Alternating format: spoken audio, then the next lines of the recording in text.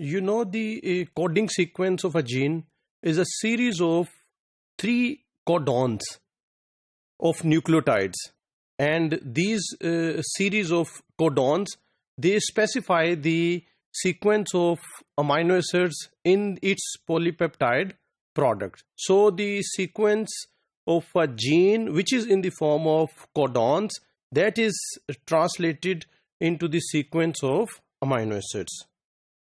It is generally assumed that the coding sequence is contiguous. That is, the codon for one amino acid is immediately adjacent to the codon for the next amino acid.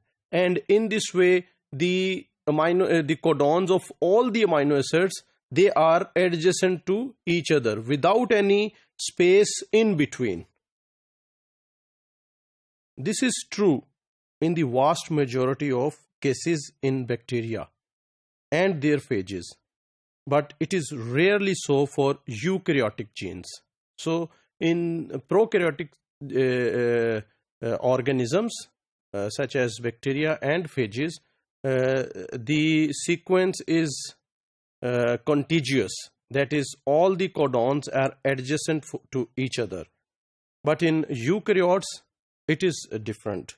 In those cases, the coding sequence is interrupted by stretches of non-coding sequences. So the full sequence of gene, that is interrupted by some non-coding sequences. Many eukaryotic genes are thus mosaics consisting of blocks of coding sequences separated from each other by the blocks of non-coding sequences. So if we see a gene, a eukaryotic gene, it will consist of a small sequence of coding sequence, and then a small or longer non-coding sequence, then coding sequence, then maybe a long non-coding sequence. So in this way, a eukaryotic gene is made up of.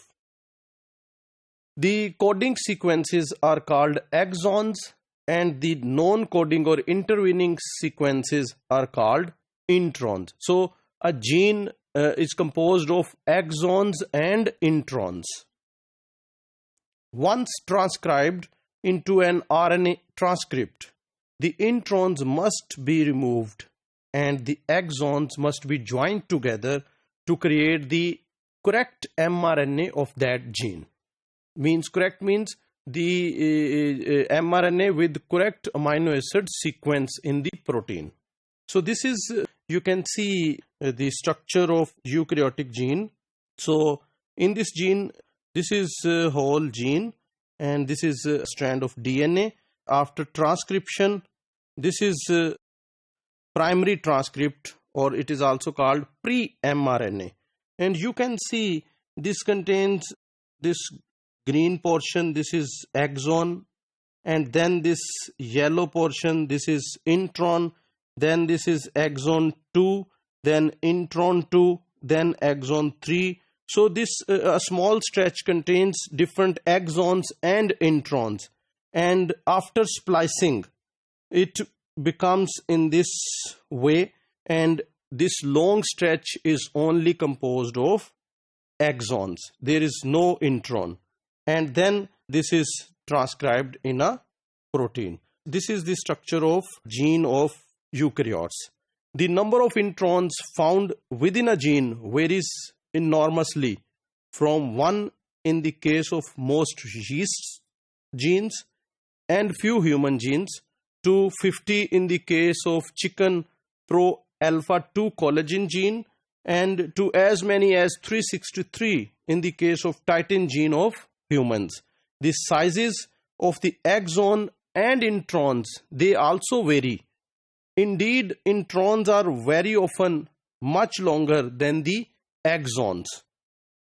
Thus, for example, exons are typically on the order of 150 nucleotides, whereas introns, although they too can be short, maybe 150 or even shorter than 150, but they can be as long as 800,000 nucleotides or 800 kb.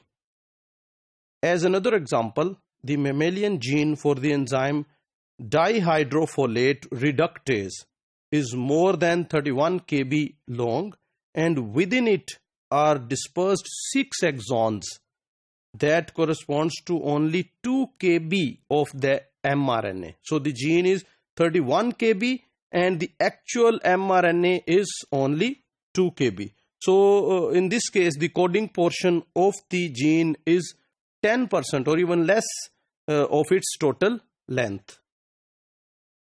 Like the uninterrupted genes of prokaryotes, the split genes of eukaryotes are transcribed into a single RNA copy of the entire gene, the primary transcript, that contains introns as well as exons.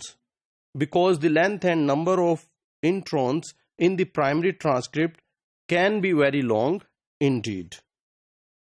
As already mentioned, the primary transcript of intron containing genes must have their introns removed before they can be translated into proteins. So the introns must be removed from the pre-mRNA.